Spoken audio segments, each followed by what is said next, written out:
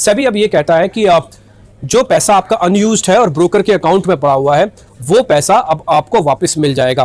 हालांकि ये पैसा तो आपको पहले भी मिलता था तिमाही आधार पर, यानी कि हर 3 महीने कंप्लीट होने पर आपके अकाउंट में पैसे आते रहे, लेकिन सेबी ने इसमें थोड़े से बदलाव किए हैं। भाई कब आपका जो अनयूज्ड पैसा यानी कि जो पैसा आपने अपने ब्रोकर्स को दिया हुआ है आपके शेयरों खरीद की बिक्री के लिए, वो जितने शेयर्स आपने खरीदे हैं तो सो खरीदे हैं, लेकिन जो पैसा आपके पास आपके अकाउंट में पड़ा है और वो कैश की फॉर्म में पड़ा है, सेबी के उसको लेकर एक नए नियम आज से ही लागू हो गए हैं। ये बदलाव क्या है मैं अभी आपके सामने रख रहा हूँ। सेबी अब ये कहता है कि अगर आपने पैसा जो 3 महीने में आपको वापस मिलने वाला है उसमें अब एक डेट मुकर्रर कर दी जाती है। उस 3 महीने में जो पहला शुक्रवार होगा उस दिन आपके अकाउंट में आपका पैसा ट्रांसफर कर दिया जाएगा। इससे पहले 3 महीने में पैसा आपको मिलता था, लेकिन वो अलग अलग तरीके से मिलता था, वो स्प्रेड हो जाता था।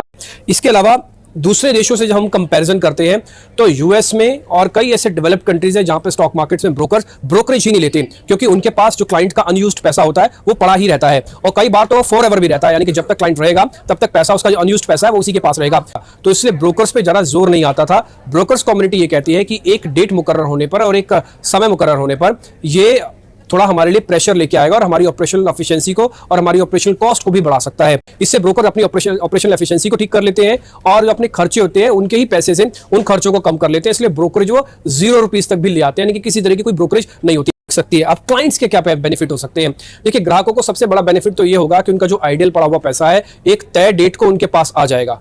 अब उनको इसके लिए वेट नहीं करनी पड़ेगी। तो एक उनको पता है कि मेरा 3 महीने बाद ये पैसा आइडियल पैसा जो मेरे पास वापस आ जाएगा, अब मैं दूं या नहीं दूं वो मौके के ऊपर होगा। हो सकता है वो उस पैसे का कुछ और इस्तेमाल करना चाहे, लेकिन सेबी भारत में ये कहता है कि जो क्लाइंट्स का पैसा जो ट्रेडिंग के लिए डेडिकेटेड ब्रोकर्स को दिया गया है, ये क्लाइंट्स को सिर्फ ब्रोकिंग या ट्रेडिंग के लिए ही बेनिफिट हो और उसके बाद जो आइडियल पड़ा हुआ पैसा है वो वापस चला जाए। तो सेबी की ये फ्रीडम है क्लाइंट्स को लेकर या क्लाइंट के सशक्तिकरण को लेकर जो एक कदम उठाया गया, ये तो काफी बेहतर है। लेकिन हाँ, थोड़ा बहुत प्रेशर जो है ब्रोकर्स के ऊपर बढ़ सकता है, क्योंकि ये रकम छोटी नहीं है, ये 25,000 करोड़ रुपए की रकम है। एक अनुमान के मुताबिक ये पूरे इंडस्ट्री में करीब 25,000 करोड़ रुपया है जो कि इसी तरह से अनयूज्ड फॉर्म में रहता है ब्रोकर्स के पास, जिससे वो अपनी ऑपरेशनल एफिशिएंसी को या फिर अपने खर्चों को ठीक करते हैं। ब्रोकर्स ये कहते हैं कि हमको ना केवल इससे हमारी ऑपरेशनल एफिशिएंसी में फर्क पड़ेगा, बल्कि इससे हमारे जो सेटलमेंट वाला पार्ट है उससे भी फर्क आएगा। लेकिन सेबी के इस नए नियम आने के बाद कि हर तीसरे महीने का जो पहला शुक्रवार होगा उसमें क्लाइंट्स के अकाउंट में आपको पैसा डालना होगा।